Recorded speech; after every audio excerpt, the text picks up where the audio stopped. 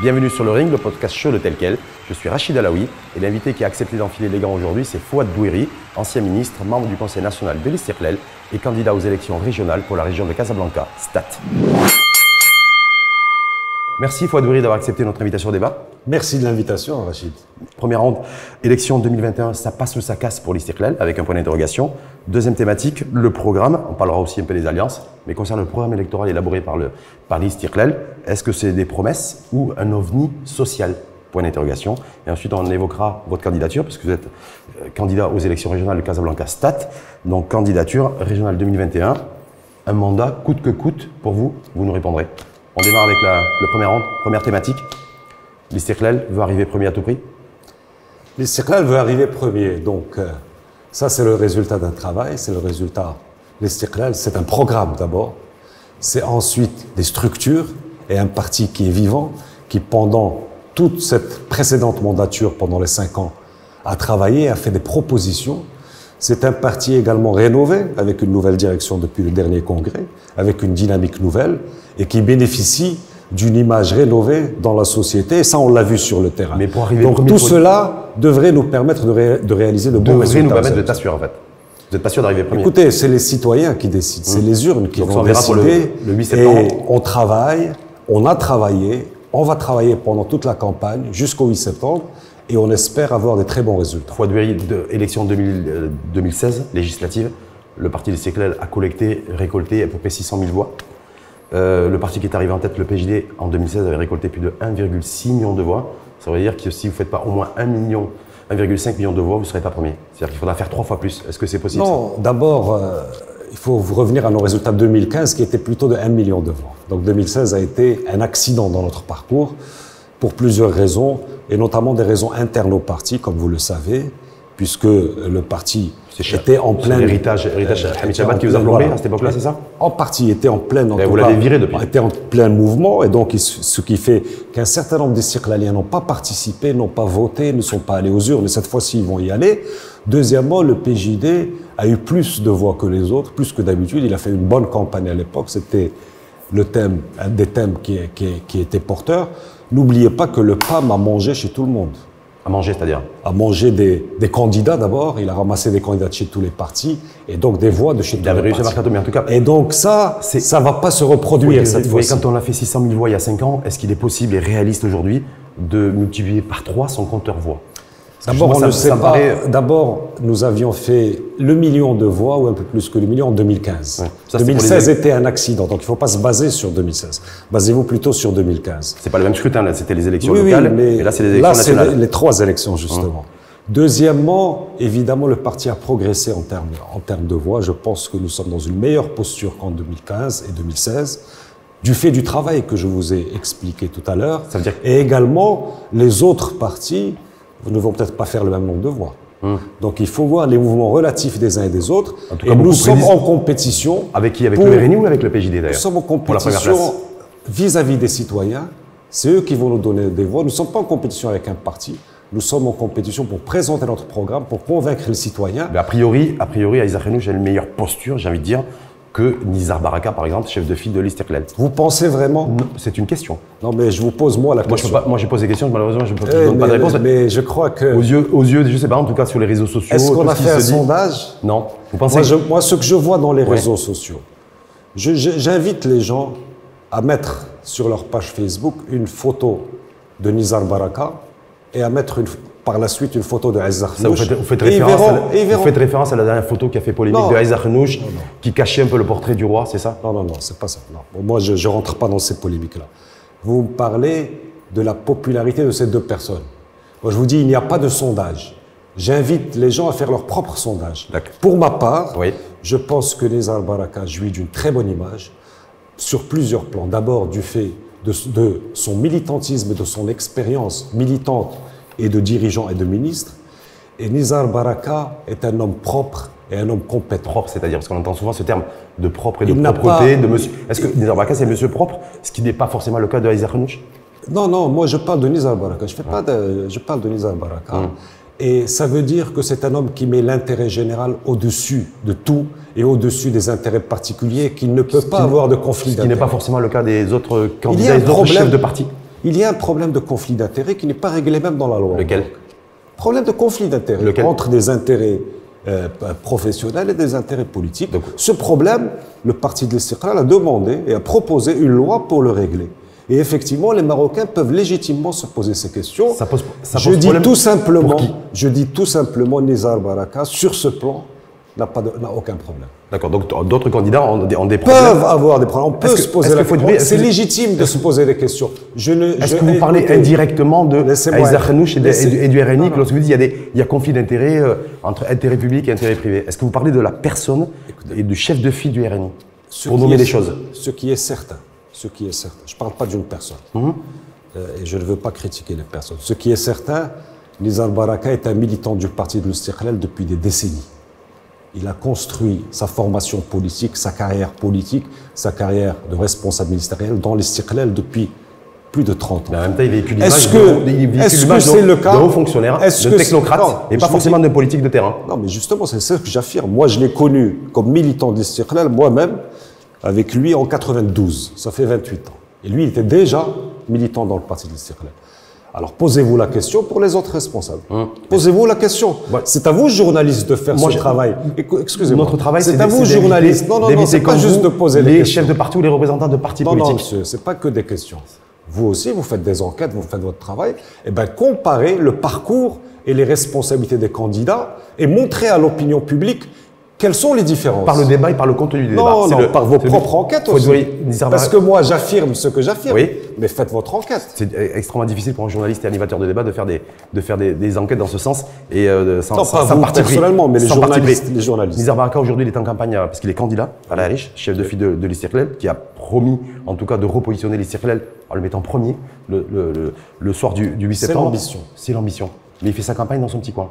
On a l'impression qu'il est en quarantaine, voire en isolement à la Riche, et que chaque candidat de l'Istiqlal se débrouille comme il peut. Oh, vous savez, c'est une impression. Nous avons évidemment un programme national. Nous avons lancé une dynamique de campagne. Il est évident que chaque candidat dans sa circonscription déploie cette dynamique de campagne. Le secrétaire général, à travers ses interventions médiatiques notamment, à travers les réunions qu'il a organisées avant la campagne, a donné les lignes directrices, a donné le sens de la campagne. Et là, il est lui-même candidat, mais ce qu'il fait sur le terrain est aussi un exemple pour d'autres candidats. Dernière petite question, justement, avant d'évoquer le deuxième round et le programme et les alliances. Si d'aventure, ce que je ne souhaite pas, bien entendu, pour lui et pour votre parti politique, Nizar Baraka perdait aux élections législatives 2021 à la Riche.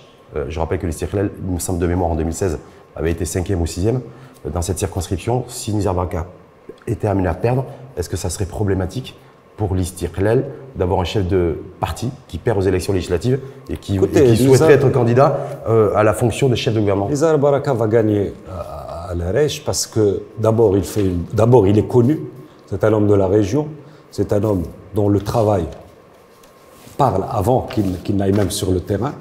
Et donc je suis très confiant pour lui. Hein. Oui, je suis très confiant. Je suis persuadé qu'il va gagner son siège à la Riche et je suis persuadé que le parti de l'Istiqlal va faire un bien meilleur résultat que lors des précédentes élections. 2016, je rappelle, dans cette circonscription où l'Istiqlal est arrivé au 6e rang à la Riche. Peut-être. Voilà. Non, mais je vous ai dit en 2016, voilà, en tout cas, vous étiez cassé la figure à la Riche. 2016 est un accident. Y compris dans cette circonscription de la Riche, là où globalement, Nizar Baraka sera 2016 est un accident de parcours. On revient sur le programme donc, que j'ai parcouru, parce qu'il y a une première version arabophone qui est sortie mercredi dernier, et ensuite une version francophone qui a été également diffusée. Alors, le titre de ce deuxième round, promesse ou ovni social, parce qu'il n'y a que du social, il n'y a que de la dépense publique, pratiquement, et il n'y a que de la dépense sociale. J'ai été surpris de la part de l'Istiqlal qu'il n'y ait pas, des comment on finance les différentes mesures que vous avez annoncées sous forme de promesses. Non. Notre slogan de campagne, c'est l'Insaf al-An. L'équité maintenant. Et l'équité vis-à-vis de plusieurs catégories de la population marocaine. Vis-à-vis des jeunes, d'abord, parce que c'est l'avenir de notre pays. Vis-à-vis des femmes, parce que c'est également l'avenir de notre pays. Vis-à-vis des seniors, de nos aînés, parce que c'est la mémoire, c'est ceux qui nous ont donné l'éducation, et vis-à-vis des agriculteurs et du monde rural, vis-à-vis des zones montagneuses et des zones frontières qui ont subi une sorte d'oubli de la part. Donc c'est un programme de mémoire, en fait. C'est pas un programme d'avenir. Non, c'est pas de mémoire, c'est des engagements que nous prenons pour améliorer l'avenir par rapport à ces gens-là. Quand je parle des jeunes, c'est l'avenir. Vis-à-vis des entreprises et des professionnels. On va y revenir. Notre programme, d'ailleurs, dans sa forme, est novateur. Il est sous forme d'engagement. Ce n'est pas des promesses, c'est des engagements que nous prenons. Lorsqu'il a vu votre programme, me disait que c'est que des promesses en l'air, en fait. Et c'est des promesses que l'Istiqlal ne pourra pas tenir, comme celle d'ailleurs tenue par le RNI, vous savez, qui a mis en emploi. Moi, je n'ai pas trouvé ça sérieux de la part d'un parti comme l'Istiqlal. Je réponds aux gens, nous avons fait l'étude, elle est connue, sur les 5 derniers gouvernements qu'il y a eu sous le règne de Sa Majesté Mohamed VI.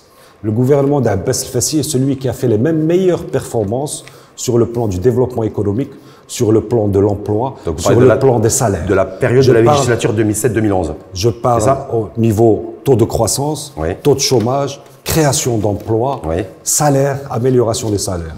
Donc tous les jours dans la campagne... C'était l'époque dorée à cette époque-là? Non, c'est tout simplement la preuve que lorsque l'Istiqlal dirigeait le gouvernement, c'est là qu'on a fait les meilleures performances. Donc tous les gens qui disent, vous savez, que nos concurrents disent leur programme, nous, on ne parle même pas des programmes de nos concurrents, on parle de leur réalisation par contre, qui sont très faibles et que les citoyens veulent sanctionner. Mais nous, quand nous avons dirigé le gouvernement, nous avons fait les meilleures performances. C'était il y a 10 ans. Et moi, quand je parle... C'était déjà il y a 10 ans. Oui. Donc 10 ans, ça paraît... on nous parle de nouveaux modèles de développement tournés vers l'avenir. On parle déphasage avec le temps. Réaliser les promesses d'un programme. Le parti de l'Istiqlal a prouvé qu'il réalise les promesses de son programme quand il était au pouvoir. Maintenant, pour la prochaine fois, il va faire de même parce qu'il dispose des meilleures compétences. Lorsque vous avez quitté le gouvernement en 2011, quels étaient les indicateurs macroéconomiques? Non, c'est pas. Quand vous avez quitté le gouvernement en 2011, il y avait. Vous avez aujourd'hui en 2013. Oui, mais non, ça c'est sur la législature du gouvernement dirigé par Abbas el-Fassi. Quand vous avez quitté le gouvernement, on était au même niveau qu'aujourd'hui, au niveau du déficit budgétaire. On était à 7, aujourd'hui on est toujours à 7%. Non. De déficit budgétaire en 2011. En 2011, vous avez signé des chèques en blanc. Abbas el-Fassi était sur son bureau, a fait que signer des chèques en blanc. Recrutement de fonctionnaires à la va-vite. C'est là qu'on voit. C'est là qu'on voit, Rachid, que vous n'êtes pas partisan. Non, je ne suis pas du tout partisan. Je vous ai suivi. Cette législature du gouvernement Abbas el-Fassi, vous avez laissé tous les comptes rouges. Je vais vous dire une chose. D'abord, n'oubliez pas la crise mondiale de 2009 et 2010. La crise financière. Crise mondiale qui a mis à plat tous les pays. Et n'oubliez pas qu'en 2011 et 2012, le prix du pétrole dépassait $100. Donc, quand le prix du pétrole dépasse $100, de fait, votre balance commerciale, votre balance des paiements souffre. Malgré cela, posez la question aux citoyens. Vous savez, Rachid Hallaoui, quand on fait de la politique, c'est pour répondre aux attentes des citoyens. Moi, je les rencontre tous les jours. Ils me disent, nous n'avons jamais connu une meilleure période que lors du gouvernement Abbas el-Fassi. Peut-être qu'ils ont été amnésiques par rapport aux indicateurs de 2011. Non. De fin 2011. Non, moi, je vous dis, posez la question aux citoyens. Et est-ce que vous croyez que le dogme de la dette, c'est un grand problème? Nous avons laissé une dette tout à fait supportable. Et une dette ne veut rien dire, elle veut dire par rapport au taux de croissance qu'on réalise. Parce que l'important dans la dette, c'est le diviseur. C'est-à-dire quel est le PIB, comment il évolue le PIB. Nous avons dans notre mandature réalisé une croissance du PIB qui a fait qu'année après année, la dette diminuait. Sauf qu'après année, c'est la croissance de la dette qui a Et n'oubliez pas en 2011, l'effet du printemps arabe. Oui, parce qu'il nous a coûté cher. C'est pour ça que j'ai Abbas el-Fassi a signé beaucoup de chèques en blanc, qui nous a coûté très cher et qui a plombé. Est-ce que c'était injuste d'augmenter les fonctionnaires de 600 dirhams? Est-ce que c'était injuste, à votre avis? Moi, ce qui est injuste en tout cas, c'est d'avoir gonflé massivement la masse salariale de l'administration qui a plombé la croissance économique. Par contre, ce qui n'a pas été fait par les gouvernements suivants, c'est l'élargissement de l'assiette. C'est aller chercher les recettes. C'est faire des mesures. Mais écoutez, regardez dans la mandature 2007-2011, le recouvrement d'impôts a augmenté. Il a augmenté. Nous avons encaissé chaque année. Pas dans les mêmes proportions que la dette. Si, monsieur. Il a augmenté. Sur le programme, juste une petite question. Non, excusez-moi, Rachid. Moi, je ne peux pas vous laisser dire des choses qui ne sont pas réalistes. Nous avons évidemment suivi une politique et soutenu la classe moyenne et suivi une politique de la demande. Mais en même temps, nous avons augmenté les recettes de l'État et augmenté la contribution, notamment fiscale. Et vous avez le problème, c'est que par la suite, Cet effort n'a pas continué. Et aujourd'hui, nous avons un réservoir très important à ce niveau-là. On peut aller juste dernière mesure annoncée donc qui figure en tête de gondole de votre programme électoral, sortir 1 million de familles de la pauvreté au bout de 5 ans, c'est-à-dire 250 000 familles. 200 000 par an. 200 000 par an. 200 000 par an, on se dit voilà, c'est chaque famille, chaque ménage, c'est à peu près 4 personnes. Donc c'est sortir quasiment 800 000 personnes de la pauvreté. 1 million de personnes, 4 millions avec leur famille. C'est bien sûr, c'est une grande ambition. On est très fiers. Mais est-ce que c'est pas très fiers? Est-ce que vous n'avez pas contribué à les mettre dans la pauvreté? Non, pas du tout. Non, pas du tout. C'est des gens qui étaient sans emploi, c'est des gens dont les enfants ont fait des études et n'ont pas trouvé d'emploi, des gens qui sont sans protection sociale. N'oubliez pas, les grandes mesures sociales du Maroc aujourd'hui, c'est le parti de l'Istiqlal qui les a mis en place. Oui, tout seul. Le Ramed. Le Ramed, c'est le parti de l'Istiqlal qui l'a mis en place en 2009 avec premier déploiement à Bni Mellal, dans la région de Bni Mellal. Laissez-moi terminer. Oui. Le Ramed, c'est la protection santé des personnes démunies. Aujourd'hui, il y a un chantier royal qui vise à généraliser. Et on est très fiers, on va participer à ce projet. Parce qu'il n'y a pas le financement adéquat. Avec une ambition. Parce qu'il n'y a pas le financement adéquat à l'époque. C'est ça qui a plombé le développement du Ramed. Il faut travailler. Il ne faut pas juste s'asseoir et constater. Il faut être volontariste dans sa politique. Tissir, qui est l'aide aux enfants scolarisés, c'est le parti de l'Istiqlal qui l'a mis en place. Donc, nous allons continuer. Évidemment, nous avons l'ambition d'avoir une politique pour diminuer les déséquilibres, faire l'équité. Et donc, nous allons soutenir, évidemment, les catégories défavorisées, mais nous voulons, notre objectif, c'est élargir la classe moyenne. Ce n'est pas baisser la classe moyenne, c'est conforter la classe moyenne et faire, disons, une évolution sociale pour les gens défavorisés qui rejoignent la classe moyenne. En augmentant les salaires, ça passe. En augmentant les salaires ou en baissant la pression fiscale sur les. En augmentant d'abord l'emploi, l'investissement et l'emploi. Il y a du boulot parce que vu le Covid, le Covid a détruit en termes d'emploi, il y a beaucoup de travail. Bien sûr qu'il y a du boulot. Fouad Doueri, donc vous êtes, je le rappelle, candidat aux élections régionales pour la région de Casablanca. Un dernier point. Oui. Qu'un pays comme le Maroc consacre, et ça c'est l'une de nos idées, 2 à 3% de sa richesse nationale chaque année pour soutenir les populations défavorisées, c'est tout à fait normal. C'est le but de l'impôt. L'impôt n'est-il pas pour redistribuer?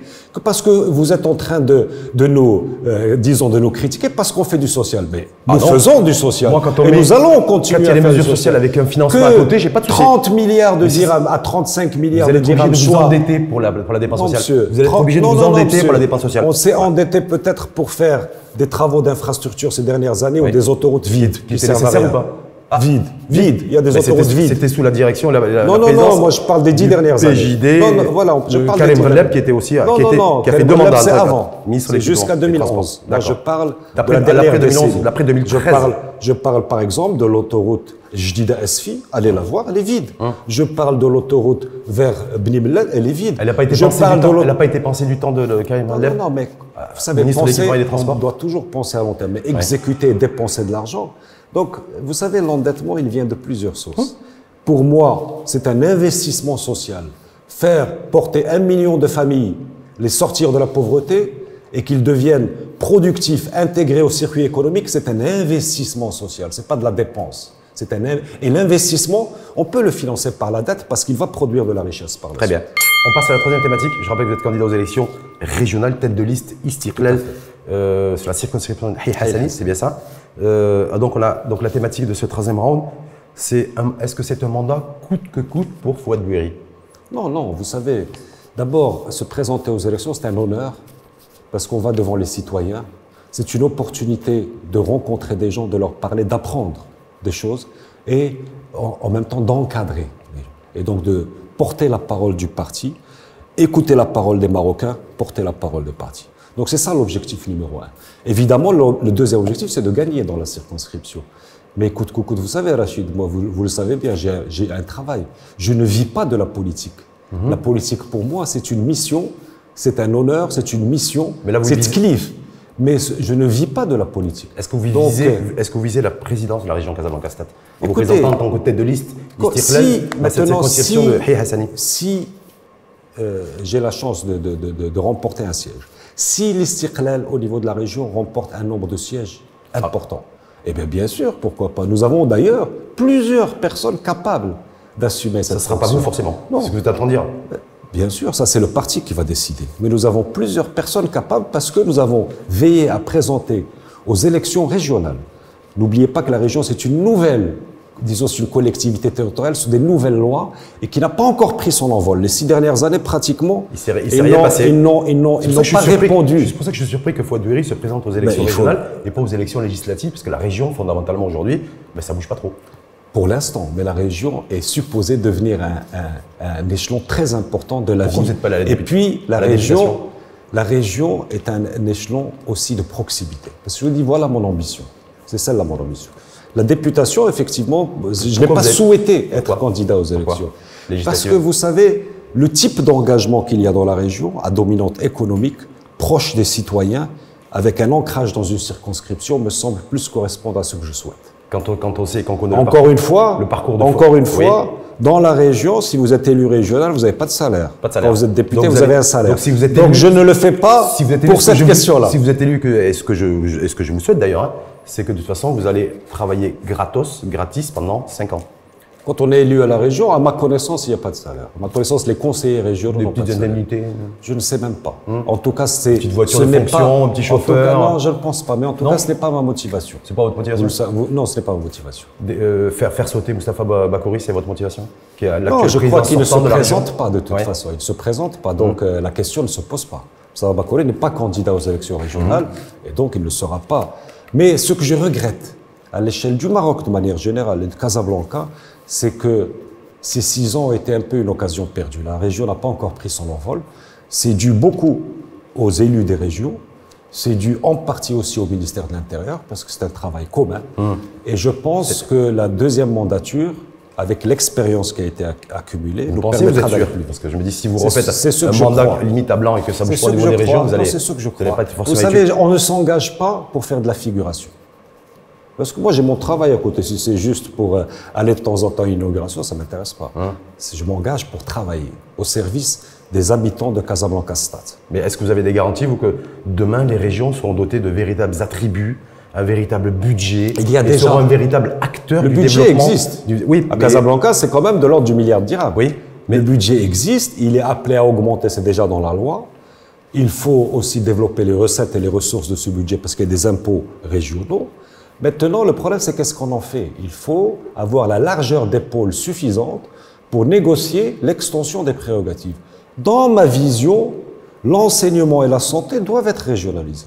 Les décisions territoriales... Il y a déjà des agences régionales de la santé, de l'éducation, il faut qu'ils aient davantage de qu'elles soient plus autonomes. Par exemple, aujourd'hui, il est normal que le lycée dépende de la région. Il ne doit plus dépendre du ministère. Il dépend de la région. C'est la région qui doit gérer à cet échelon-là. C'est la région qui doit s'impliquer également au niveau de la santé, les hôpitaux régionaux. Et c'est-à-dire que ce soit au niveau des effectifs, des investissements, des décisions. Et parce que c'est en rapprochant la décision du citoyen qu'on va améliorer la décision. À partir de Rabat, on ne sait pas tout faire. Et apparemment, à partir de Rabat, on n'est pas prêt à lâcher. Non, mais il faudra négocier. Bien sûr, vous savez. Négocier, ça veut dire établir un véritable J'ai été ministre, je sais comment résonne l'administration. Dans l'administration, il y a de grandes compétences. Mais en même temps, l'administration est un corps qui se défend elle-même et défend ses prérogatives. Alors il faudra aller négocier. Et si on a la confiance des citoyens, on va négocier en étant fort de nos électeurs. On ne négocie pas en notre nom, on négocie pour ceux qui ont voté pour nous. Quand vous parlez justement de la santé, de régionaliser, parce que ce qui est déjà fait au niveau santé, parce que c'est quand même le Covid, donc on va en parler, il y a tout un débat aujourd'hui, en parallèle d'ailleurs aux élections législatives 2021, c'est le fait que les médecins, les professionnels de santé étrangers peuvent d'ores et déjà exercer au Maroc. Est-ce que, j'ai pas vu de position de l'Istiqlal là-dessus, est-ce que vous êtes pour ou contre? Non, bien sûr, il y a des positions de l'Istiqlal. Écoutez, c'est quoi la position de l'Istiqlal là-dessus? Sur la santé de demain, au lieu de dire qu'on puisse mobiliser le maximum de ressources en matière de santé parce qu'on a un retard est acceptable. D'abord, il faut éviter que ce retard continue à l'avenir. Et je pense qu'il faut développer les CHU dans les 12 régions, augmenter la production et la formation de médecins et de personnel de santé, infirmiers. Oui, il faut investir là-dessus. On est allé trop doucement. Avec l'argent public. On est allé trop doucement. Oui, bien sûr avec l'argent public. Oui. Bien sûr avec l'argent public. On forme des médecins, bien sûr qu'on les forme avec l'argent public.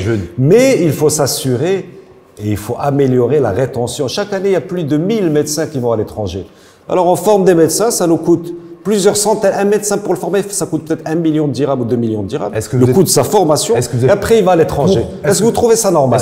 Est-ce que vous trouvez ça normal? Moi, je trouve ça pas normal. Ce que je trouve pas normal, c'est qu'un parti comme l'Istiqlal, grande partie du pays, ne se soit pas positionné clairement, savoir est-ce que vous êtes pour ou contre le fait que les médecins étrangers peuvent exercer chez nous. Non, on est positionné. Considérant que notre Conseil de l'ordre, par exemple, des médecins considèrent que c'est la concurrence déloyale. Non, on est positionné clairement. On peut ouvrir, mais avec une carte sanitaire. C'est-à-dire, je dois accueillir les médecins là où j'ai besoin. Pourquoi moi je vais amener des médecins à Casablanca?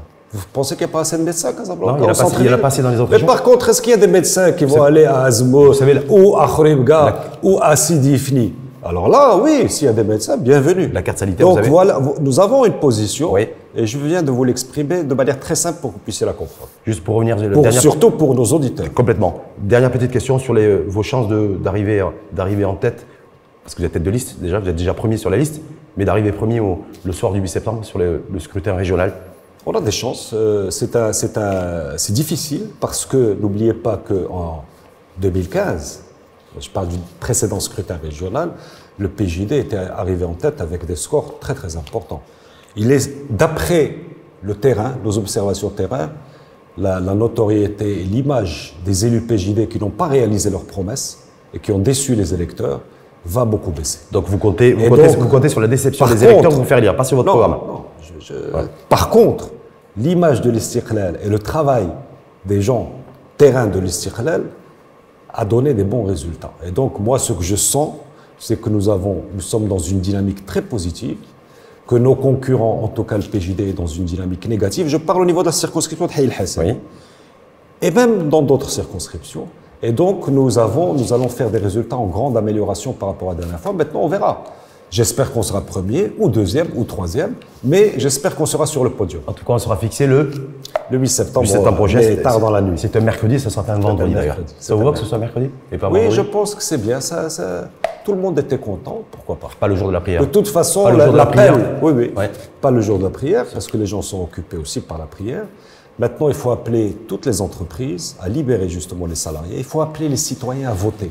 Moi, c'est ça le plus important. Vous appelez l'entreprise marocaine à un taux de participation élevé. Les citoyens doivent aller voter, qu'ils choisissent ce qu'ils veulent, de préférence avec un signe de la balance, mais qu'ils choisissent ce qu'ils veulent, mais aller voter nombreux, parce que les élus doivent avoir une force qui est le nombre de voix, qui sont les électeurs. C'est avec ça qu'ils vont réaliser des résultats. Et surtout que vous espérez faire plus d'1 million de voix lors du scrutin législatif, parce que si vous ne faites pas minimum 1 million, vous ne serez pas second, et peut-être même pas deuxième.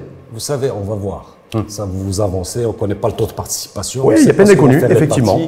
Moi, je vous invite à m'inviter après les élections pour faire l'analyse. Avec plaisir, et j'espère que vous serez élu. Moi, je suis toujours... Même si vous n'êtes pas élu, vous viendrez?